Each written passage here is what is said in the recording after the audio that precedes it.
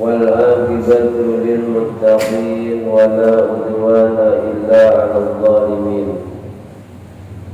والصلاة والسلام على أشرف الأنبياء وإمام المرسلين سيدنا ومولانا محمد وعلى آله وأصحابه أجمعين.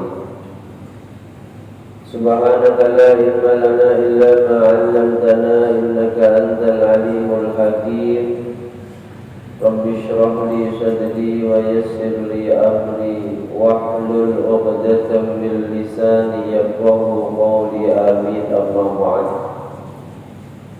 Yang sama-sama kita hormati, kita muliakan segenap jajaran pengurus dan Dewan Pemakmuran Masjid An-Nur Perumahan Kurnia Jaya Alam, yang juga sangat kami hormati, kami muliakan bapak-bapak, ibu-ibu, hadirin wal hadirat jamaah sholat subuh Masjid An-Nur, kaum muslimin muslimat, mukminin mukminat rahimakumullah wa as'adakumullah. Mudah-mudahan berkah istiqomahnya kita hadir dan duduk di majelis kemuliaan ini benar-benar menjadi wasilah Allah Subhanahu wa ta'ala senantiasa melimpahkan ridha, rahmat dan ampunannya kepada kita. Allah Subhanahu wa ta'ala senantiasa berkenan menyelamatkan, membahagiakan dan memuliakan kita semua, baik di dunia ini maupun kelak di akhirat yang kekal dan abadi. Amin amin Allahumma. Alhamdulillah wa syukru ala ni'amillah. Mari senantiasa kita panjatkan kehadiran Allah Subhanahu wa ta'ala yang sungguh hanya dengan limpahan rahmat, nikmat, taufik, hidayah serta inayahnya lah kembali di pagi hari ini kita bisa bermujalasah bersama di majlis yang sangat mulia, majlis ilmu setelah sholat fardu berjamaah. Salawat dan salam semoga senantiasa tercurah limpahkan kehadiran beliau junjungan alam Nabi Abu Muhammad Sallallahu Alaihi Wasallam dengan ucapan doa Allahumma salli wa sallim ala Sayyidina Muhammad wa ala ali Sayyidina Muhammad. Bapak Ibu hadirin hadirat jemaah sekalian yang dirahmati Allah, materi kajian kita pagi hari ini masih dalam bab alamatul khair, tanda-tanda kebaikan dari kitab Wasiyatul Mustafa karya beliau Syekh Muhammad bin Abdul Wahab Asy-Sya'rani. Bismillahirrahmanirrahim. Qala al-mu'allif rahimahullahu ta'ala wa nafa'ana bihi wa bi ulumihi wa bi asrarihi wa bi anwarihi fid dharain amin. Walil alimi. Melanjutkan sabda Nabi kepada Sayyidina Ali, ya Ali walil alimi talasu alamat.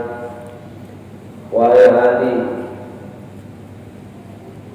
dikategorikan orang alim itu ketika ada 3 perkara pada dirinya.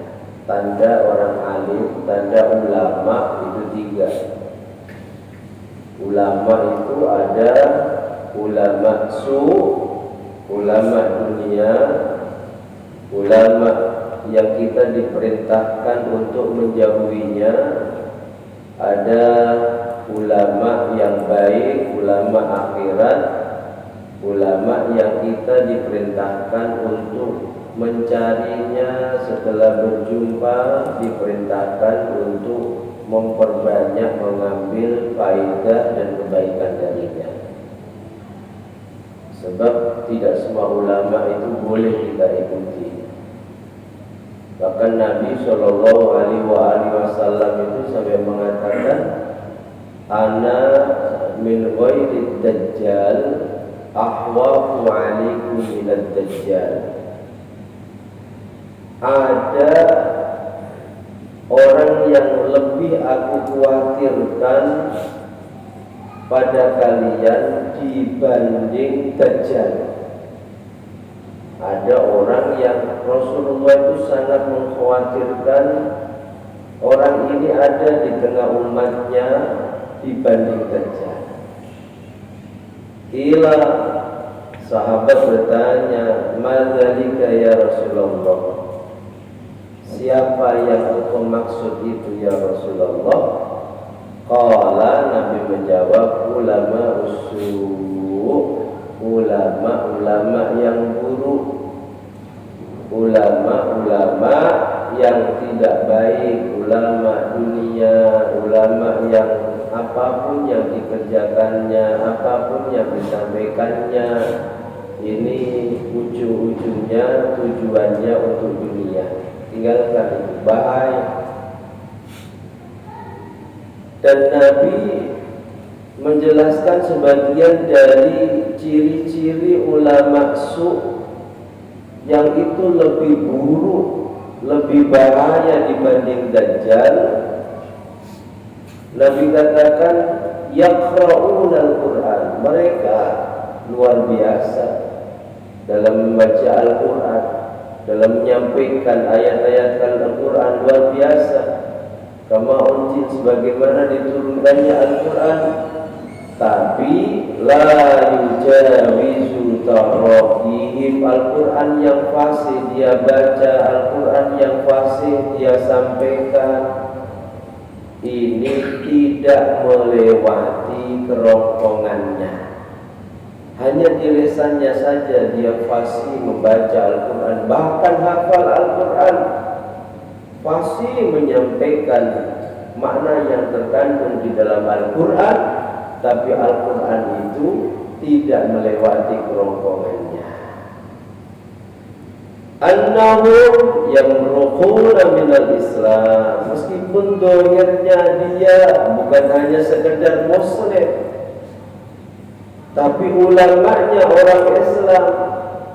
Kata Nabi, sungguh yamruquna minal Islam, hakikatnya mereka keluar dari Islam kama yamruqus sahmu minar ramiyah, sebagaimana keluarnya, melesatnya anak panah dari busurnya. Ini bahaya. Sehingga ada banyak ulama yang dalam karya-karyanya mendetailkan tentang ciri-ciri ulama akhirat dan ciri-ciri ulama dunia. Yang kurang lebih kalau disimpulkan, ulama dunia bukan kok tidak paham Al-Quran, sangat memahaminya, fasih dalam membacanya, bahkan banyak di antara mereka yang hafal. Tapi bahasa Rasulullah, Al-Quran yang dipahaminya, yang disampaikannya kepada umat, yang dibacanya dengan fasih, ini tidak melewati kerongkongannya.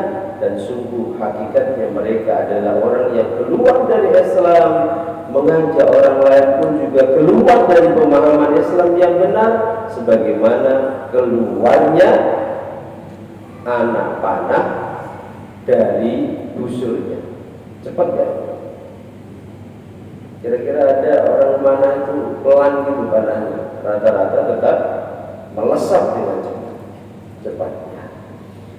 Makanya Nabi dalam wasiat ini mengatakan bahwa ulama yang kita patut mengikutinya ini punya 3 tanda, ini minimal. Yang pertama, sidqul kalam, apa yang disampaikan itu kebenaran, apa yang disampaikan sesuatu yang sesuai kenyataan. Karena terkadang banyak di zaman akhir ini, bahkan sejak zamannya Rasulullah, orang menyampaikan sesuatu tidak berdasarkan fakta, tapi berdasarkan kepentingannya. Itu banyak sejak zaman dulu. Makanya ada cerita seorang sahabat, yang memang sahabat karena dia berjumpa dengan Rasulullah dan beriman kepada Rasulullah, ya tetap sahabat. Meskipun akhirnya Rasul memperingatkan kepada para sahabat dan kita semua ketika jumpa orang yang model seperti ini, faktulu. Diibaratkan ulama kita itu ajarannya, akidah yang disampaikan dan disebarluaskan seperti penyakit yang cepat menular. Bahasa Nabi, jumpa mereka nanti, faktulu, bunuh. Ini kalau orang ekstrim, dia mengartikan apa adanya, bunuh. Kalau ulama-ulama kita, bunuh ajarannya, bunuh pahamnya, bunuh akidahnya. Jangan sampai paham akidah dan ajarannya semakin hidup dan menyebar luas. Namanya Dzul Khuwaisirah At-Tamimi. Sahabat hafal Quran, ahli puasa, ciri wajahnya orang yang ahli ibadah, jidatnya tebal. Tapi karena merasa lebih paham syariat daripada Rasulullah, menegur Rasulullah di depan orang banyak dengan mengatakan, ya Muhammad, ittaqillah, takutlah kamu kepada Allah. Ya Muhammad, i'dil, berbuat adillah kamu. Padahal Nabi sang pembawa syariat itu dia menyimpulkan tidak adil, tidak takut kepada Allah. Hanya gara-gara saat membagi rampasan perang setelah perang Hunain, ini yang dikasih banyak mu'allaf, orang-orang yang baru masuk Islam. Padahal apa yang dilakukan Rasulullah ini semua atas petunjuk Allah. Ini hati-hati. Sampai Nabi mengatakan, adakah manusia yang lebih adil di muka bumi ini daripada aku? Nah, setelah Rasul mengatakan demikian, bukankah merasa bersalah terus minta maaf, dan lenggang kangkung begitu saja lalu sholat di pojok masjid? Marah semua sahabat. Sayyidina Ali minta izin untuk menebas lehernya. Sayyid Khalid bin Walid dan sahabat-sahabat yang lain marah. Tapi Nabi tetap katakan, jangan, dia masih sholat, dia tetap saudara kita.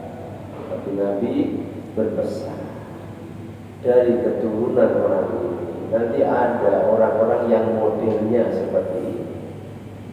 Dia merasa paling benar, sehingga terbukti Sayyidina Ali dibunuh oleh orang yang merasa lebih paham syariat daripada Sayyidina Ali, yang bernama Abdurrahman bin Muljam. Abdurrahman bin Muljam bukan bajingan, bukan pembunuh. Dia ahli Quran, hafal Al-Quran, ahli ibadah. Sampai karena kepiawaiannya dalam masalah Quran di zamannya Khalifah Umar bin Khattab, didelegasikan untuk mengajarkan Al-Quran ke wilayah-wilayah yang Islam sudah masuk ke sana. Abdurrahman bin Muljam, sebab merasa dia lebih paham syariat daripada Sayyidina Ali, bukan hanya mujadalah, debat ilmiah, dibunuh. Sepupunya Rasulullah, menantunya Rasulullah, pemuda yang pertama kali masuk Islam, bahkan manusia satu-satunya yang lahir di dalam Ka'bah, dibunuh.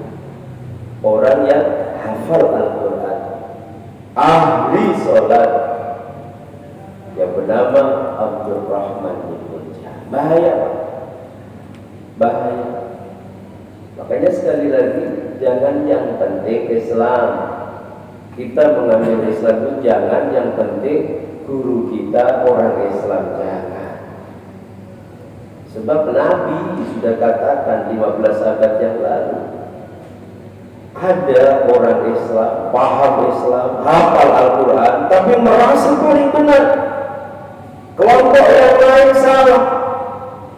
Seolah-olah surga yang sekarang masih kosong itu akan dihuni dia dan kelompoknya saja. Coba bayangkan.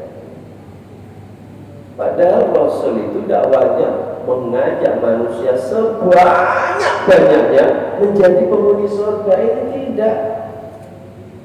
Sikit-sikit menyesatkan orang, mengkafirkan orang, memusyrikkan orang. Hati-hati.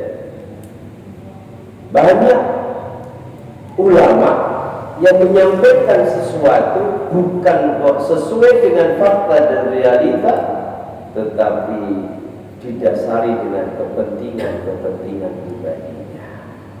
Ciri ulama yang kita diperintahkan Rasul untuk mengikutinya, sidqul kalam. Apa yang disampaikan sesuatu yang benar, apa yang disampaikan kebenaran. Niatnya memang memberikan pencerahan kepada umat, tidak ada niat yang lain. Yang kedua, wajtinabul haram, menjauhi perkara haram. Sealim apapun kalau melakukan keharaman terang-terangan, masyhur, mungkin naudzubillah dia ahli mabuk, dia ahli judi, yaitu bukan ciri orang haram.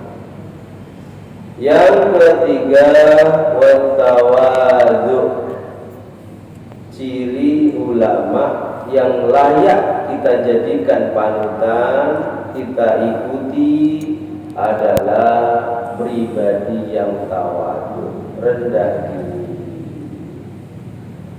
Beliau Al-Habib Abdullah bin Alawi Al-Haddad dalam An-Nasaihul Diniyahnya ini ketika menjelaskan tentang ulama-ulama akhirat yang Rasulullah perintahkan kita mencarinya dan setelah berjumpa dengannya ambil kebaikan sebanyak-banyaknya darinya. Itu diantara cirinya ayyakuna khashi'an, pribadinya khusyuk, tenang, mutawadi'an, tawadu, khaifan, wajilan, hatinya banyak takut kepada Allah, tidak sembrono, keharaman yang jelas ditinggalkan. Keharaman itu apa? Banyak perkara-perkara yang tergolong maksiat yang dilarang oleh Allah ditinggalkan. Ini 3 perkara ciri orang alim yang layak kita jadikan panutan, yang layak kita ikuti, yang kita diperintahkan mengambil banyak kebaikan darinya. Satu apa? Tidak suka dusta, yang disampaikan kebenaran. Apa yang disampaikan ini bukan berdasarkan kepentingan. Yang kedua, tawadhu, rendah diri. Terkadang orang tak mau rendah diri, sombong diri, dikira dengan sombongnya akan mengangkat derajatnya. Dikira dengan rendah diri akan menghinakan dan merendahkan dirinya. Sebaliknya itu, orang yang tawadhu karena Allah akan angkat derajatnya. Sebaliknya kalau orang itu sombong, Allah akan merendahkan dan hinakan dunia akhiratnya. Mudah-mudahan Allah anugerahkan dalam hati kita sifat tawadhu, rendah diri, merasa tidak punya kelebihan apapun dibandingkan yang lain. Yang sebab tawadhu ini janji Rasulullah, man tawadhu'a lillah, siapa yang tawadhu rendah diri karena Allah, maka rafa'allahu, Allah akan mengangkat derajatnya. Amin Allahumma. Walil muttaqi salasu alamat, wahai Ali, orang yang bertakwa ini punya 3 tanda. Apa tandanya? Yang pertama, yattaqil kidbah, orang yang bertakwa itu takut bicara dusta. Lesannya benar-benar dijaga. Lesan zaman dulu ya lesan ini. Lesan zaman sekarang jari jemari tangan dia terkadang lebih banyak bicara dibanding lesan yang asli. Apa yang diucapkan, apa yang ditulis ini kebenaran, bukan sesuatu yang tidak benar. Yattaqil kibah, takut dusta. Yang kedua, wal khabath, takut melakukan perkara-perkara yang kotor, maksiat, dijaga benar. Yang ketiga, yattaqi jalisas syarr, komunitas orang-orang yang baik. Takut berkumpul dengan orang-orang yang buruk, khawatir terpengaruh dengan keburukan orang-orang yang dikumpulinya.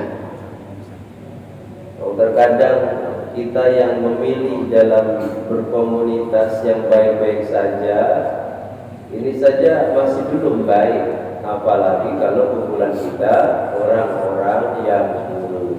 Kecuali kalau kita bisa mempengaruhi mereka yang buruk menjadi baik, silakan.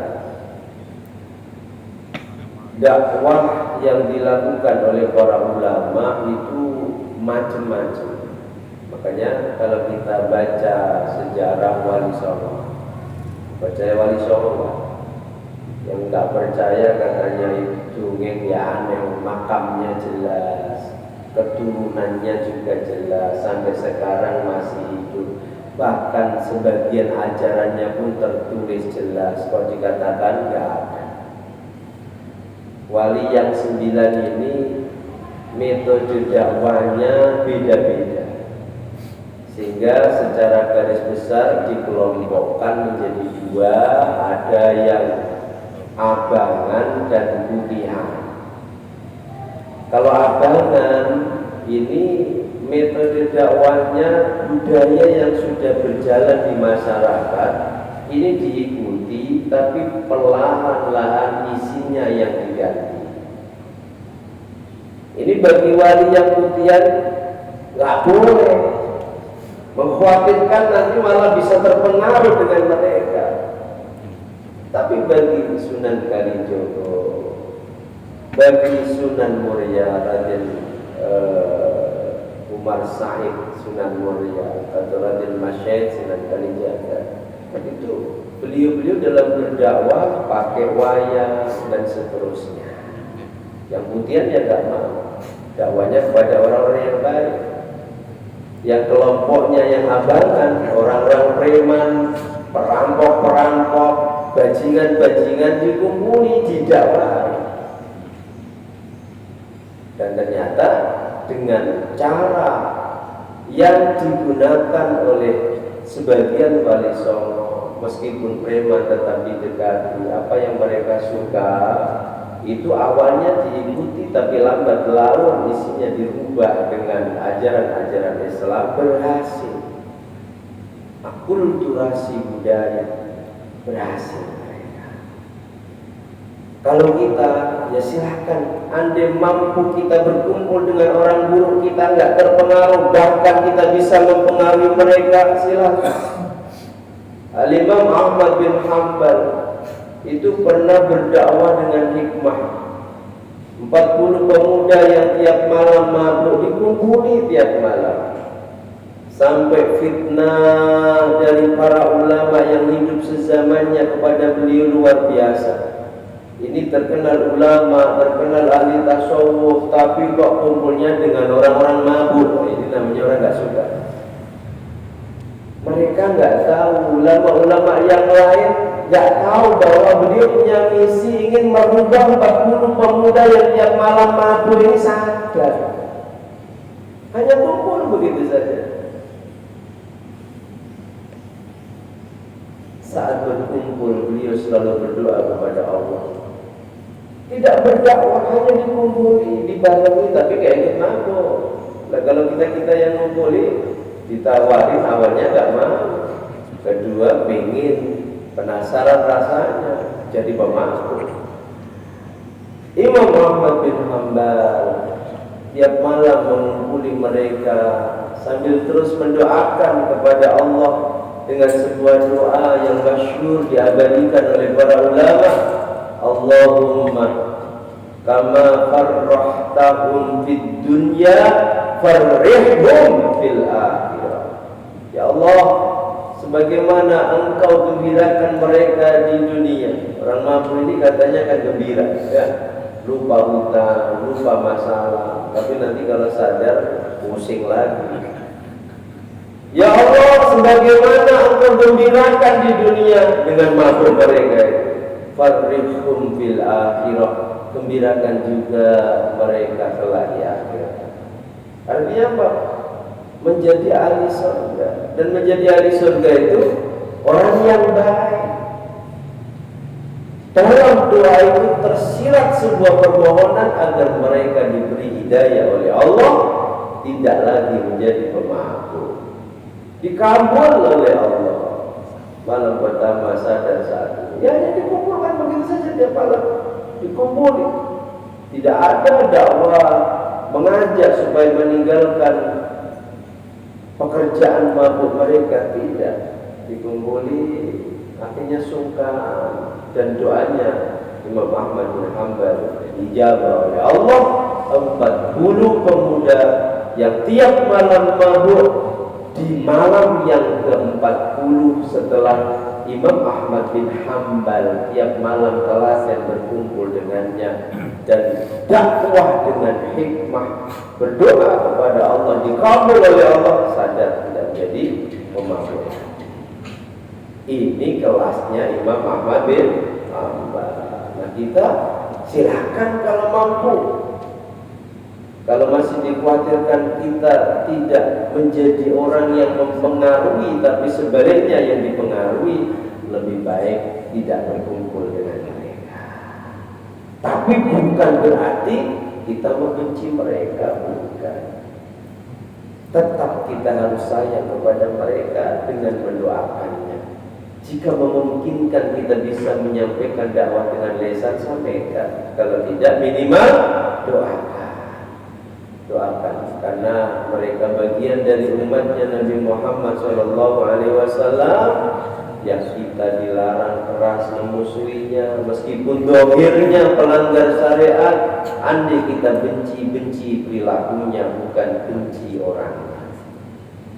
Iya Pak, makanya doa Allahumma arham ummata sayyidina Muhammad. Ya Allah, kasih sayangi umatnya baginda Nabi Muhammad. Ya Allah, ampuni dosa-dosanya umatnya baginda Nabi Muhammad. Kalau doa jangan egois, hanya mendoakan kita dan keluarga kita saja, tapi kaum muslimin muslimat semuanya doakan.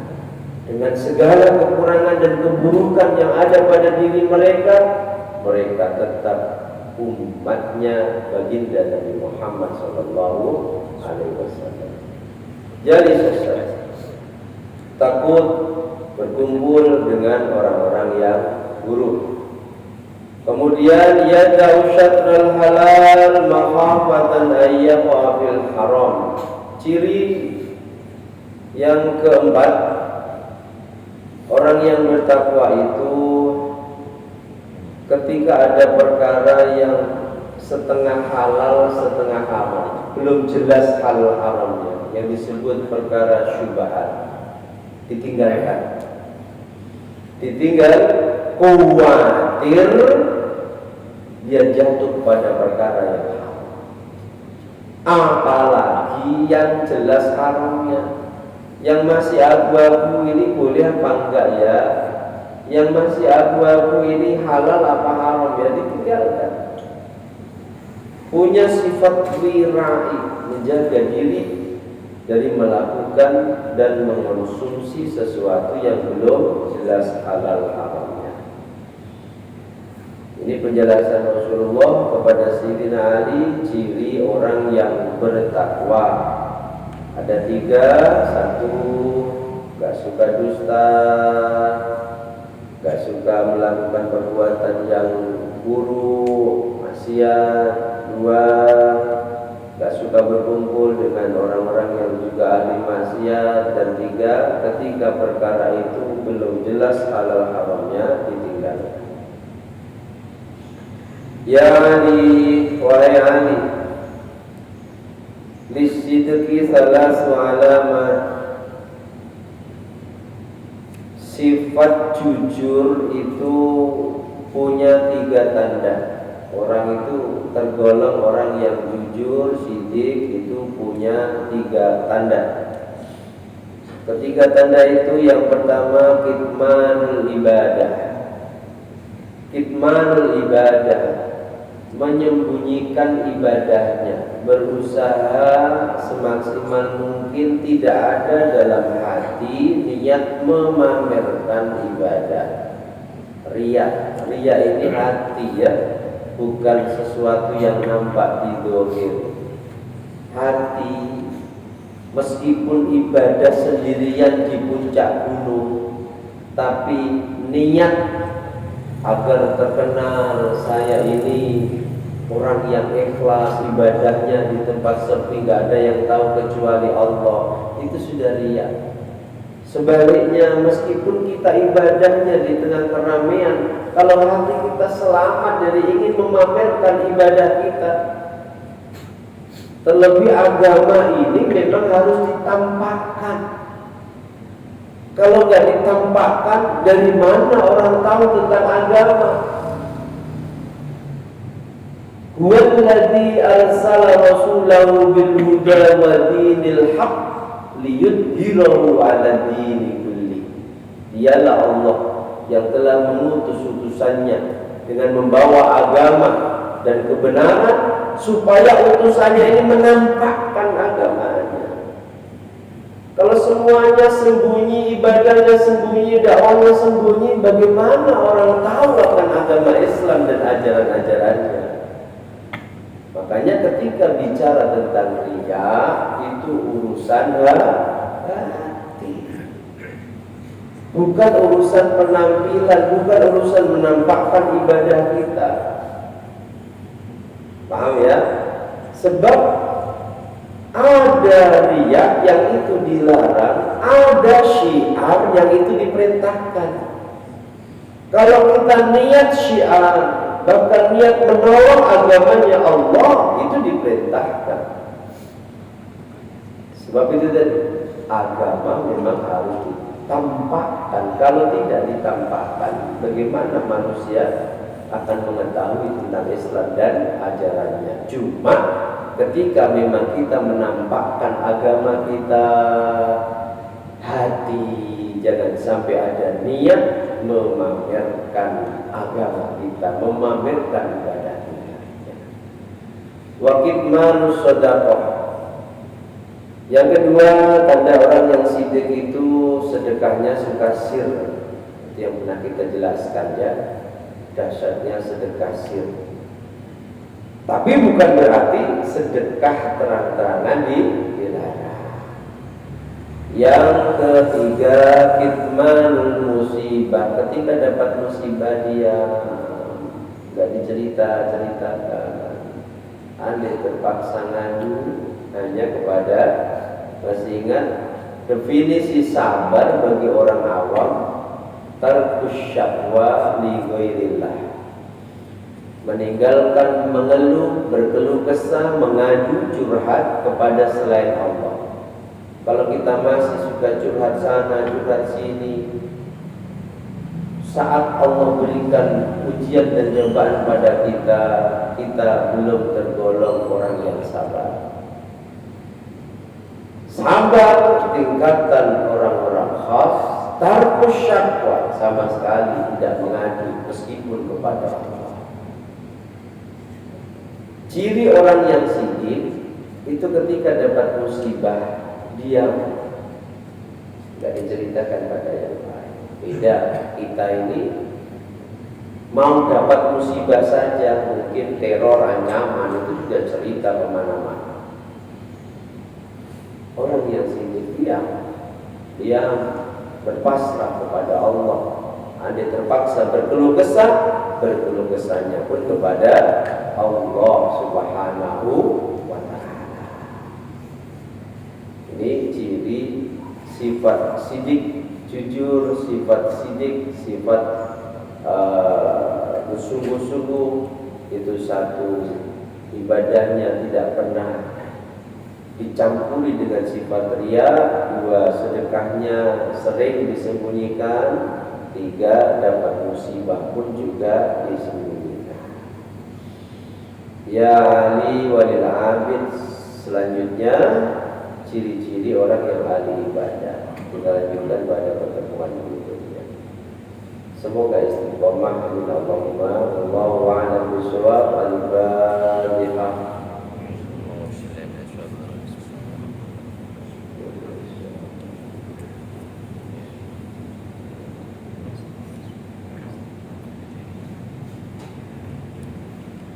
Masih ada waktu 2-3 menit.